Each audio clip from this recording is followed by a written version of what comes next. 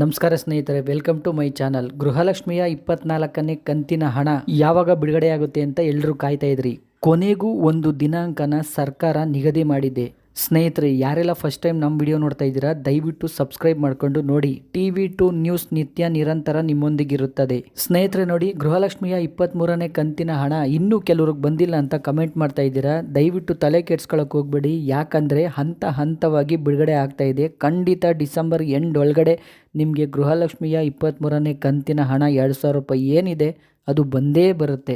ಸ್ನೇಹಿತರೆ, ಹಾಗೆ ಕಮೆಂಟ್ ಮಾಡ್ತಾ ಇದ್ದೀರಾ ಗೃಹಲಕ್ಷ್ಮಿಯ 22ನೇ ಕಂತಿನ ಹಣ ಬಂದಿಲ್ಲ ಅಂತ. ನೀವು ಕೂಡ ತಲೆ ಕೆಡ್ಸ್ಕೋಬೇಡಿ. 22ನೇ ಕಂತು 23ನೇ ಕಂತು ಒಟ್ಟಿಗೆ 4,000 ರೂಪಾಯಿ 100% ನಿಮ್ಮ ಖಾತೆಗಳಿಗೆ ಬಿಡುಗಡೆ ಆಗೇ ಆಗುತ್ತೆ.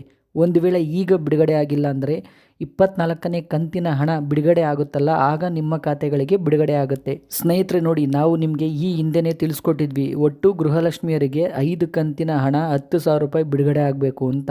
ಸರ್ಕಾರ ಕೊನೆಗೂ ಒಪ್ಕೊಂಡಿದೆ. ಗೃಹಲಕ್ಷ್ಮಿಯರಿಗೆ 5 ಕಂತಿನ ಹಣ ನಾವು ಕೊಡಬೇಕು, ಖಂಡಿತವಾಗ್ಲೂ ಕೊಡ್ತೀವಿ ಅಂತ ಹೇಳಿದೆ. ಸ್ನೇಹಿತರೆ, ನಾವು ನಿಮಗೆ ಮೊದಲೇ ಹೇಳಿದ್ದೀವಿ, ಬೆಳಗಾವಿಯಲ್ಲಿ ಚಳಿಗಾಲದ ಅಧಿವೇಶನ ನಡೀತಾ ಇದೆ ಅಂತ. ಖಂಡಿತ ಈ ಅಧಿವೇಶನದಲ್ಲಿ ನಿಮಗೆ ಗೃಹಲಕ್ಷ್ಮಿಯ 24ನೇ ಕಂತಿನ ಹಣ ಬಿಡುಗಡೆ ಮಾಡೇ ಮಾಡ್ತಾರೆ. ಯಾಕಂದರೆ CM ಸಿದ್ದರಾಮಯ್ಯ ಸಾಹೇಬ್ರೆ ಹೇಳಿಕೆ ನೀಡಿದ್ದಾರೆ, ಫೆಬ್ರವರಿ ಹಾಗೂ ಮಾರ್ಚ್ ತಿಂಗಳ ಕಂತಿನ ಹಣ ಖಂಡಿತ ನಾವು ಕೊಟ್ಟಿದ್ದೀವಿ. ಒಂದು ವೇಳೆ ನಾವು ಏನಾದರೂ ಕೊಟ್ಟಿಲ್ಲ ಅಂದರೆ ಖಂಡಿತವಾಗ್ಲೂ ಆದಷ್ಟು ಬೇಗ ಬಿಡುಗಡೆ ಮಾಡಿಕೊಡ್ತೀವಿ ಅಂತ CM ಸಿದ್ದರಾಮಯ್ಯ ಹೇಳಿದ್ದಾರೆ.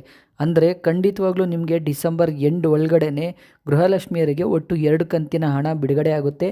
ನಿಮ್ಗೆಲ್ರಿಗೂ ಗೊತ್ತು, ಒಂದು ಕಂತು ಬಿಡುಗಡೆ ಆಗಿ 15 ದಿವಸ ಆದಮೇಲೆ ಇನ್ನೊಂದು ಕಂತಿನ ಹಣ ಬಿಡುಗಡೆ ಆಗೋದು ಅಂತ. ಹಾಗಾದರೆ ಖಂಡಿತ ಬಿಡುಗಡೆ ಆಗುತ್ತೆ. ಸ್ನೇಹಿತರೆ ನೋಡಿ, ಕನ್ಫ್ಯೂಷನ್ ಆಗಬೇಡಿ. ಗೃಹಲಕ್ಷ್ಮಿಯರಿಗೆ ಒಟ್ಟು 5 ತಿಂಗಳ ಕಂತಿನ ಹಣ ಬರಬೇಕು. ಅದರಲ್ಲಿ ಡಿಸೆಂಬರ್ ಎಂಡ್ ಒಳಗಡೆ ನಿಮಗೆ 1 ಕಂತಿನ ಹಣ ಬಿಡುಗಡೆ ಆಗುತ್ತೆ. ಮಿಕ್ಕಿದ ಅಪ್ಡೇಟು ಖಂಡಿತವಾಗ್ಲೂ ನಾವು ನಿಮಗೆ ಕೊಡ್ತೀವಿ. ಸ್ನೇಹಿತರೆ, TV2 ನ್ಯೂಸ್ ನಿತ್ಯ ನಿರಂತರ ನಿಮ್ಮೊಂದಿಗಿರುತ್ತದೆ. ಯಾವುದೇ ರೀತಿ ಫೇಕ್ ನ್ಯೂಸ್ಗೆ ತಲೆ ಕೆಡ್ಸ್ಕೊಳಕ್ಕೆ ಹೋಗಬೇಡಿ. ಯಾಕಂದರೆ ಇಲ್ಲಿ ತನಕ ಯಾವುದೇ ರೀತಿ ಗೃಹಲಕ್ಷ್ಮಿಯ 24ನೇ ಕಂತಿನ ಹಣ ಬಿಡುಗಡೆ ಆಗಿಲ್ಲ.